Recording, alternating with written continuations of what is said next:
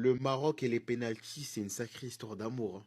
Alors, oui, j'ai pensé à la Panenka de Brahim Diaz dès qu'il y a eu le penalty. Mais bon, il n'était pas fou pour tenter ce geste-là. Malheureusement, c'est arrêté par le gardien. Et ensuite, le but qu'ils ont mis, il est annulé. Et au caractère, voilà. Celui qui avait raté le penalty a marqué. Donc le Maroc s'en sort aujourd'hui contre une équipe d'Équateur qui joue très bien au football.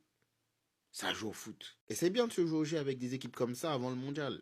L'Équateur aussi, ils vont jouer le mondial. Donc voilà, attention. J'ai qu'un seul mot à dire. Regragui revient. Avant de commencer la vidéo, n'oublie pas de liker, de commenter. Et si t'es pas abonné, abonne-toi, qu'est-ce que t'attends? Maroc, Équateur, un partout les gars. Qu'est-ce que c'était dur aujourd'hui. On a laissé partir Regragui pour Mohamed Wabi les gars. Aujourd'hui, tu convoques des jeunes, tu les fais jouer 5 minutes. Tu nous mets Saibari, numéro 9, alors que c'est un milieu de terrain. Tu nous mets Unai en numéro 10. Il était éteint ce soir. Tu nous fais jouer Rimad, je sais pas si je l'ai bien prononcé. Il est nul. J'ai jamais vu un milieu de terrain aussi nul. Qu'est-ce qu'il fout sur le terrain? Le pire, c'est quoi les gars? C'est qu'on perd 1-0, 70e, c'est là que tu fais tes changements. Regragui revient. Fin de ce match entre le Maroc et l'Équateur. Vous l'avez vu, match nul arraché dans les dernières minutes. Alors tout n'a pas été parfait aujourd'hui, clairement on va se le dire. Mais déjà, il y a un joueur, je pense, qui nous a tous fait taire et qui a sûrement été l'un des meilleurs lions sur le terrain, c'est Issa Diop. Moi-même, j'étais en premier, contre son arrivée en équipe nationale. Et ben aujourd'hui, je le dis, oui, Issa Diop m'a fait taire et il a sorti une belle prestation. Il y a d'autres joueurs qui ont été bons, mais je pense que pour un début, faire match nul contre une équipe comme l'Équateur, c'est pas mal. C'est pas parfait, mais bien évidemment, Wabi, voilà, débute avec une nouvelle équipe, avec des joueurs qui n'ont pas joué ensemble. Il n'y a pas forcément d'automatisme. Tout ça, ce sont des choses, bien évidemment, à prendre en compte. Donc, en tout cas, pour tous ceux qui ont regardé le match ou qui étaient sur place, n'hésitez pas à me dire en commentaire, en tout cas, ce que vous en avez pensé. Est-ce que vous trouvez que ça a été une bonne prestation? Est-ce que vous trouvez qu'on aurait pu être bien meilleur? Mais dans tous les cas, c'est un bon match nul. Et surtout que ici, regardez, le stade était jaune, c'est-à-dire rempli d'Équatoriens. Donc le Maroc a joué à l'extérieur aujourd'hui, on peut le dire. Premier match de Mohamed Wabi et un match nul. Après, c'est contre l'Équateur, c'est pas dégueulasse. Franchement, moi, je trouve que ce match était très intéressant. Un match difficile, un match costaud face à une des meilleures équipes d'Amérique du Sud. Donc, honnêtement, il n'y a pas à rougir. Alors oui, on aurait préféré une victoire. Oui, un match nul ne me satisfait pas parce que je veux voir que les Lions gagner. Mais on ne peut pas remporter tous les matchs et on a joué une section très forte, même si beaucoup la sous-estiment. On parle de l'Équateur, c'est pas dégueulasse.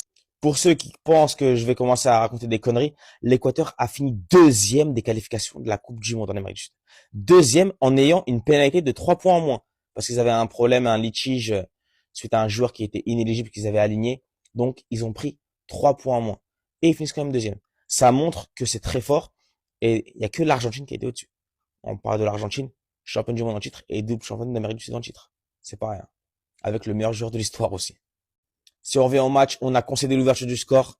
Bon, c'est vrai que Chadjiria n'avait pas été top, mais heureusement, en fin de match, le but d'Al-Enaoui qui nous sauve et ça nous permet d'égaliser. Alhamdoulilah, ça a été difficile, mais on a réussi à le faire. On n'a pas perdu et c'est le plus important. Un corner super bien tiré par Achraf Hakimi. Franchement, c'est parfait. Les coups de pied arrêtés quand même, c'est une bonne chose au Maroc. On a de la qualité sur ça, même si on préfère parfois avoir des buts dans le jeu, mais au moins on sait que un coup de pied arrêté peut signifier une très bonne tentative de but, une très bonne occasion pour le Maroc. Et ça, c'est excellent pour la suite.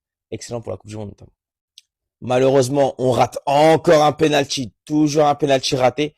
C'est chiant, mais il va falloir régler ça parce que je sais pas si c'est un manque de confiance, je sais pas si c'est dans la tête.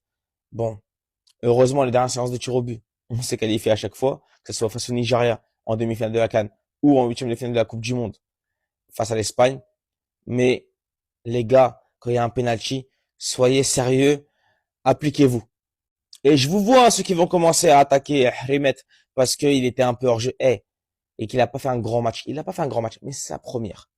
Ok, il y a eu des erreurs, ok, il n'y a pas de souci. Mais faisons-lui confiance et franchement, je pense que pour la suite, ça sera encore meilleur. C'est son premier match en sélection, c'est pas simple. Il y en a, ils jouaient leur 80e match et ils n'étaient pas au top. Donc tranquille.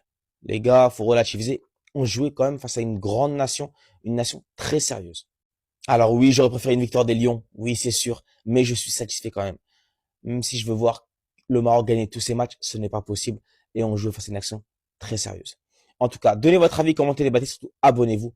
Et là, prochain match, le Paraguay, Inch'Allah, on va gagner. Ça sera à Lens, mardi. Dia Maghreb. Allah al-Watan al-Malik.